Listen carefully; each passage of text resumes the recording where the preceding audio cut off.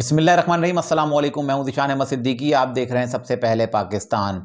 Army chief Asim Munir साहब का एक बड़ा दो टोक वाज़ेह ऐलान और वाज़ेह पैगाम दे दिया उन्होंने। इसके अलावा मैं बात करूंगा सियासी जोड़ तोड़ की। इस वक्त सियासी माहौल बहुत ज़्यादा गर्म हो चुका है। मैं पहले इसी पर बात करता हूं। जो सियासी माहौल जो इस वक्त गर्म है, इस वक्त सियासी माहौल बहुत ज़्यादा गर्म हो चुका है। अगर हम बात करें पाकिस्तान तहरीक इंसाफ की, तो तहरीक इंसाफ तो बिल्कुल ही माइनस है। और सियासी माहौल जो गर्म है वो दो बड़ी सियासी जमातों के दरमियान है। एक है पाकिस्तान पीपल्स पार्टी और दूसरी है पाकिस्तान मुस्लिम लीग नून। एक तरफ पाकिस्तान पीपल्स पार्टी के जो रहनुमा हैं और जो उनके मरकज़ी कायदीन हैं, वो शिकवा करते हैं कि पाकिस्तान मुस्लिम लीग नून के साथ जो है लाडलापना दिखाया जा रहा है और मुस्लिम लीग नून को जो है मौका दिया जा रहा है, उनकी राहें हमवार की जा रही हैं। अब कल बिलावल भुट्टो जरदारी साहब ने जो है मर्दान में जलसे से खिताब करते हुए कहा कि अगर इलेक्शन की जगह अगर सिलेक्शन हुई तो इसको किसी सूरत कबूल नहीं किया जाएगा और हम पर किसी को मुसल्लत किया गया तो अवाम के लिए जो है ये बेहतर नहीं होगा। अब दूसरी तरफ जोड़ तोड़ भी जारी है। अब बिलावल भुट्टो का ये बयान यकीनन एक सख्त बयान है, क्योंकि मैं बिलावल भुट्टो साहब को ये बात बताता चलूँ कि आप जैसे कह रहे हैं कि अगर इलेक्शन नहीं और सिलेक्शन हुई, तो मैं पहले बता चुका हूँ कि सिलेक्शन तो तकरीबन हो चुकी है और मियाँ साहब के लिए जो है ग्राउंड जो है बिल्कुल तैयार है। क्योंकि जो इस जिस तरह से लोग जोक दर जोक जो है पाकिस्तान मुस्लिम लीग नून में आ रहे हैं, उससे तो साफ वाज़ेह हो रहा है कि पाकिस्तान मुस्लिम लीग नून की पोज़ीशन वाज़ेह है।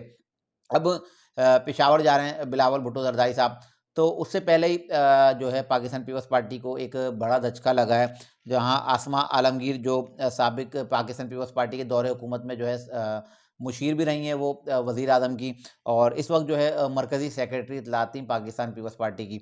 अब आसमा आलमगीर ने जो है पाकिस्तान पीपल्स पार्टी छोड़ने का बाकायदा ऐलान कर दिया। इसके अलावा डॉक्टर अरबाब आलमगीर हैं, बाबर आलमगीर हैं, उनके पूरे ख़ानदान ने, जो अरबाब ख़ानदान है, इन्होंने सब ने जो है पाकिस्तान पीपल्स पार्टी को खैरबाद कह दिया। बाकायदा इन्होंने जो है इसकी वजाहत भी कर दी है और नई पार्टी में जो है ये जाने का भी इन्होंने कोई ऐलान नहीं किया। लेकिन मैं बताता चलूँ कि मुझे ये लगता है, क्योंकि इस वक्त हवाओं का रुख पाकिस्तान मुस्लिम लीग नून की जानिब है, तो मुझे ये लगता है कि अब ये लोग जो है पाकिस्तान मुस्लिम लीग नून में जो है अब शमूलियत इख्तियार करेंगे। अब तमाम सियासी जमातें ना जोड़ तोड़ का अब सिलसिला जारी है और एक काउंटिंग की जा रही है कि किसको कितने वोट मिलेंगे, कहाँ से कितनी कौमी की नशिस्तें आएंगी, कहाँ से कितनी सूबाई की आएंगी, क्योंकि पहला पड्डा तो मरकज़ का है। अगर हम मरकज़ की बात करें तो कौमी असम्बली में टोटल 266 नशिस्तें हैं। पंजाब में 141, पंजाब की 141 हैं, केपीके की 45 हैं, सिंध की 61 हैं और बलूचिस्तान की 16 और इस्लामाबाद की 3 नशिस्तें हैं कौमी असम्बली की। अच्छा, अगर हम इन सब का टोटल करें ना, तो इन सब का टोटल पंजाब से जो दीगर जो सूबे हैं और इस्लामाबाद बशमूल इस्लामाबाद, तो पंजाब की मैंने बताया कि कौमी असम्बली की 141 हैं और टोटल अगर तमाम तीनों सूबों को इस्लामाबाद को मिलाएं तो 125 नशिस्तें मिलती हैं। तो तब भी पंजाब का पलड़ा भारी है। इसके अलावा अगर हम सूबाई की बात करें ना, सूबाई असम्बली, क्योंकि वो सेनेट के लिए चाहिए होते हैं, तो पंजाब से जो है सूबाई असम्बली की 297, सिंध से 130, केपीके से 115 और बलूचिस्तान से 51 नशिस्तें हैं सूबाई असम्बली की। तो ये इसमें भी वाज़ेह अगर हम देखें कि पंजाब की 297 और बाकी तीनों सूबों की मिला के 296 हैं। तो वाज़ेह अक्सरियत दिख रही है। अच्छा, जो सिंध, पंजाब, सिंध, केपीके और बलूचिस्तान की मैंने बात की, उसमें पाकिस्तान मुस्लिम लीग नून की नशिस्तें भी मिलेंगी। तो अब जो हिसाब किताब लगाया जा रहा है, अब जो बहुत से ज़राए की मेरे पास जो खबरें हैं, उसमें ये है कि पाकिस्तान मुस्लिम लीग नून को इस वक्त 115 सीटें तो उनकी कन्फर्म उनको नज़र आ रही हैं कि हम 115 नशिस्तें तो हमारे पास कन्फर्म है कि हम 115 कौमी असम्बली की नशिस्तें तो ले लेंगे।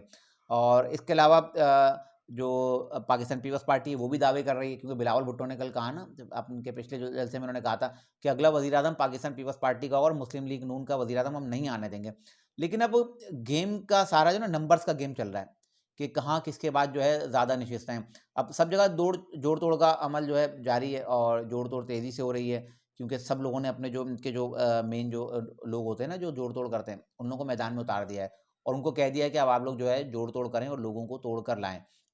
तो मैं ये बात बताता चलूँ कि इस वक्त जो है पाकिस्तान मुस्लिम लीग नून का पलड़ा बहुत ज़्यादा भारी है और सबसे ज़्यादा जो अहमियत के हामिल होंगे ना इस इलेक्शन के बाद, ये आप देख लीजिएगा, मेरा ये व्लॉग संभाल के भी रखिएगा, वो होंगे आज़ाद उम्मीदवार। अच्छा, पाकिस्तान पीपल्स पार्टी तो वैसे मुझे मैंने बताया था ना कि अब उनके लोग भी उनको छोड़ के आ रहे हैं पेशावर में। अब बिलावल भुट्टो जरदारी साहब जा रहे हैं और उनके जाने से पहले धक्का मिला है लगा है उनको। तो अब पाकिस्तान पीपल्स पार्टी का एक ऑप्शन है। अगर पाकिस्तान पीपल्स पार्टी इस ऑप्शन पे गौर करती है, मैंने अपने शायद 3 या 4 पुराने व्लॉग हुआ से मैंने 3-4 दिन हुआ उसमें मैंने कहा था ये बात कि पाकिस्तान पीपल्स पार्टी पीटीआई से इत्तेहाद कर सकती है। तो पाकिस्तान पीपल्स पार्टी ने अगर पीटीआई से इत्तेहाद कर लिया ना, तो तब तो पाकिस्तान मुस्लिम लीग नून को वो टफ टाइम दे सकते हैं। अदरवाइज़ पाकिस्तान मुस्लिम लीग नून की पोज़ीशन बहुत ज़्यादा वाज़ेह है। अगर अच्छा पाकिस्तान तहरीक-ए-इंसाफ को इलेक्शन लड़ने की इजाज़त तो मिलेगी, क्योंकि कह दिया ना बज़ाहिर के अब जो बैलेट पेपर होगा, उसमें बल्ले का निशान होगा। इमरान खान साहब को तो जो है 9 इलेक्शन से पहले-पहले जो है सज़ा मिल जाएगी 9 मई के केसेज़ में। लेकिन पाकिस्तान तहरीक-ए-इंसाफ जो है इलेक्शन लड़ेगी।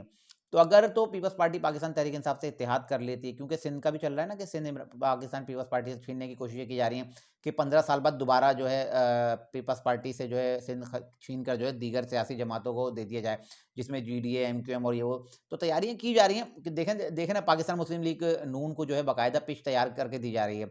लोगों को लाया जा रहा है, इलेक्टेबल लाए जा रहे हैं, जिस तरह मुत्तहदा देख लें, और इलेक्टेबल जो बहुत सारे लोग हैं पाकिस्तान मुस्लिम लीग नून से राब्ते कर रहे हैं।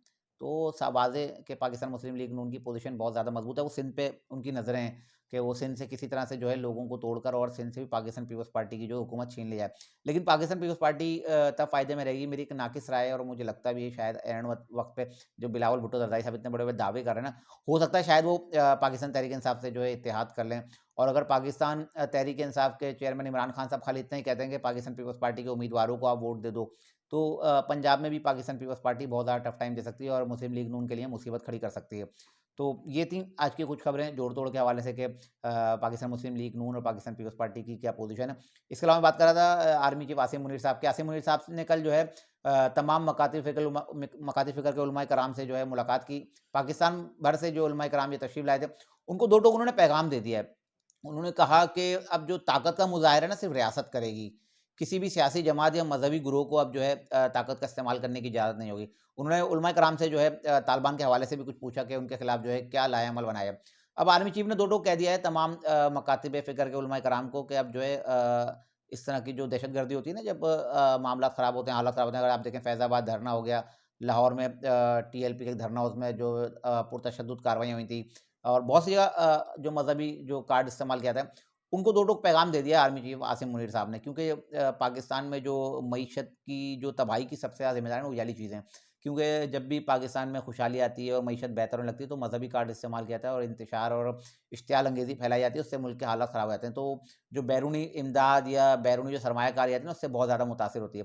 तो आसिम मुनीर साहब ने दो टोक कह दिया, और उन्होंने अब तो बातों से कहा, उन्होंने समझा दिया बातों में, अल्फाजों से, कि खुदारा भी आपको मैं बैठ के समझा रहा हूँ कि आइंदा जो इस तरह का कोई काम नहीं होना चाहिए।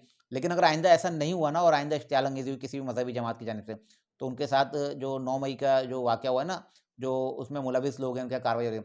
तो आइंदा अगर किसी मज़हबी जमात या मज़हबी जो गिरोह है उनकी जानिब से अगर इश्तियाल अंगेज़ी या पाकिस्तान में मनाफ़रत फैलाई जाती है या दहशतगर्दी की जाती है, तो उनके खिलाफ जो है आहानी हाथों से लड़ा जाएगा। अब आसिम मुनीर साहब ने वाज़ेह पैगाम दे दिया है, और उन्होंने, क्योंकि वो चाहते हैं कि मुल्क की मईशत जो है बेहतरी की जानिब है, पाकिस्तान पर जो एक बदनामी का जो एक दाग है ना दहशतगर्दी का, वो आसिम मुनीर साहब धोना चाहते हैं। तो उन्होंने इसीलिए जो है बुलाकर और बिठाकर इनको प्यार से चाय पिलाई और उनको समझा दिया है कि आइंदा जो है मुल्क में किसी तरह की जो है दहशतगर्दी नहीं होनी चाहिए। ये थी आज की कुछ खबरें जिसके साथ मैं हाज़िर हुआ था। इंशाल्लाह मज़ीद खबरों और नए तरीके फिर हाज़िर होता हूँ, तब तक के लिए इजाज़त दीजिए। अल्लाह हाफ़िज़।